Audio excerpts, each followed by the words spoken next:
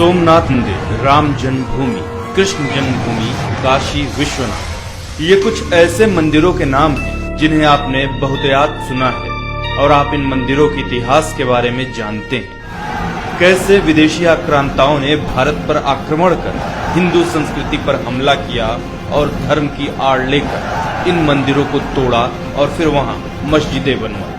पर ऐसे हजारों मंदिर थे जो इस्लामिक आक्रांताओं के अहंकार और धर्म प्रचार की भेंट चढ़ गए, जिन्हें इसलिए तोड़ा गया ताकि हिंदू संस्कृति और उसकी पूजा पद्धतियों को नीचा दिखाया जा सके। भारत में इस्लामिक आक्रमणों की शुरुआत अरब आक्रांता मोहम्मद बिन कासिम के सिंध पर आक्रमण करने से शुरू हुई। 710 ईस्वी में सिंध के राजा दाहिर को हराकर उसने इस्लामिक आक्रांताओं के लिए भारत के रास्ते खोल दिए थे।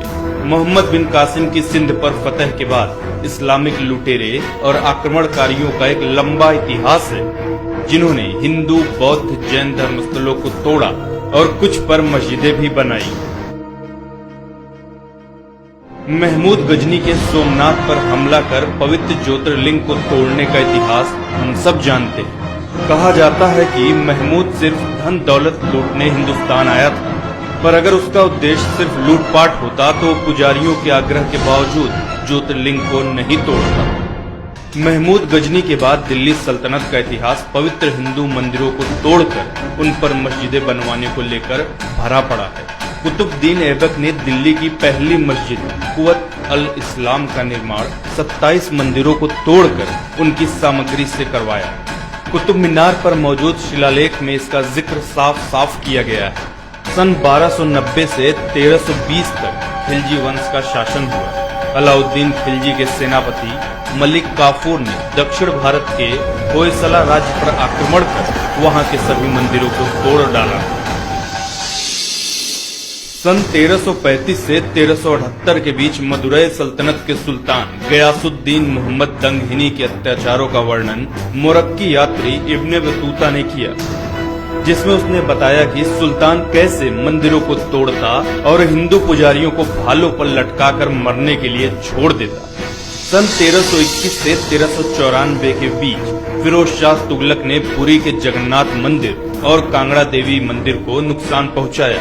खुद अपनी आत्मकथा तारीख फिरोज शाही में उसने स्वीकार किया कि कैसे उसने पुजारियों पर अत्याचार किए और उन्हें अपने महल के दरवाजे पर मार कर लटका डाला।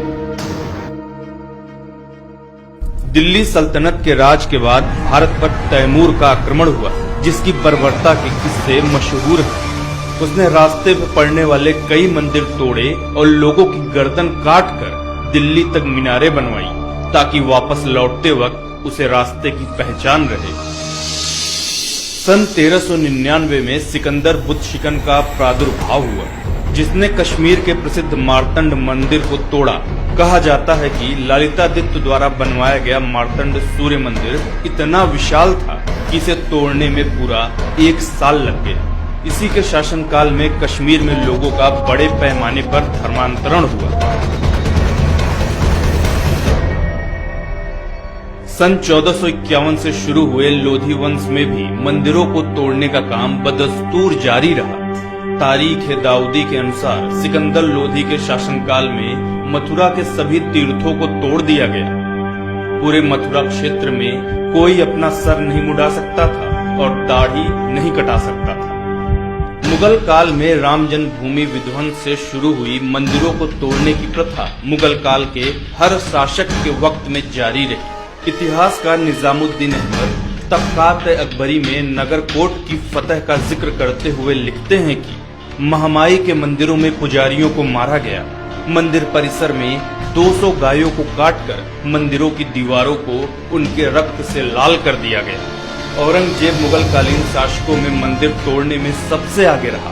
फ्रेंच यात्री जॉन दे ठेवनोट के अनुसार औरंगजेब ने गुजरात का गवर्नर रहते जैन मंदिर चिंतामणि पार्श्वनाथ मंदिर को अपवित्र किया। उसने मंदिर परिसर में गाय की हत्या करवाई और मंदिर तोड़कर कुव्वत उल इस्लाम मस्जिद का निर्माण करवाया।